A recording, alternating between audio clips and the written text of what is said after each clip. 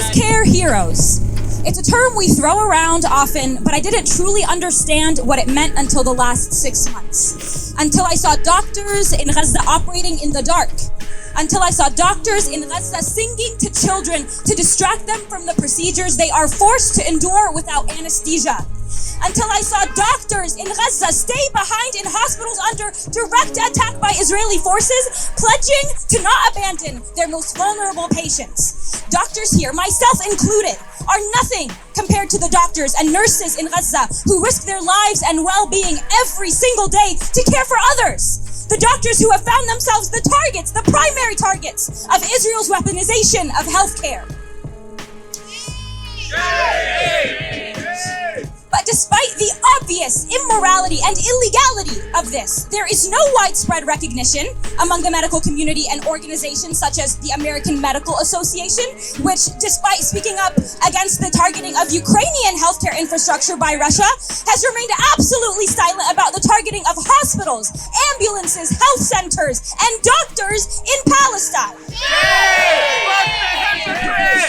Even some of my colleagues continue to support Israel in their genocidal endeavors and attempt to justify these horrific acts despite being doctors themselves.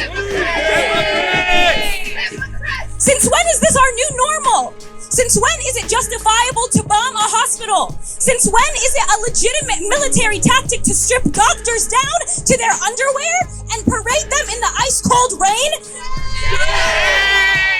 On video for the world to see. I can't even begin to fathom the levels of immorality and depravity that would prompt a government and a military to commit these heinous war crimes and violations of international law. But as inhumane and disgusting as this behavior is, it is repulsively clever just the same. There is a reason Israel's genocide has taken the lives of more doctors, aid workers, and journalists than any other conflict in this century. Because targeting those that heal others, those that care for others, and those that shed light on the suffering of others is one of the most effective ways to not only physically decimate a population, but to extinguish any sense of hope or optimism for a better future. But the reason we unionize is exactly this. We unionize in order to use our collective voice and power to protect ourselves and those in our community from being abused and mistreated by a system that seeks to exploit us. We need to bring that same energy to our fight for our healthcare brothers and sisters in Gaza. The doctors and nurses who aren't fighting for better pay or less hours, but for the right to live, the right to treat patients with comfort and dignity. Dr. Ghassan Abu Sitta said after leaving Gaza in November, being forced to leave Gaza in November, "My heart and my soul are still there with my patients. I remember their names and their wounds. I will fight until they receive the treatment they need and the justice they deserve.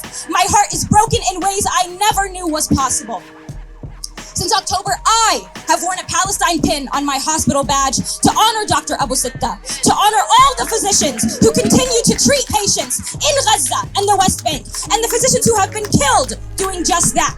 I wear this pin to show anyone who meets me that I stand on the side of justice and liberation, that I stand against settler colonialization, against apartheid, against racial supremacy, but most importantly, against any breach of sanctity of healthcare and healing. So I ask you, in this fight for the rights of the most vulnerable people in Gaza, in solidarity with the most courageous people in Gaza, which side are you on?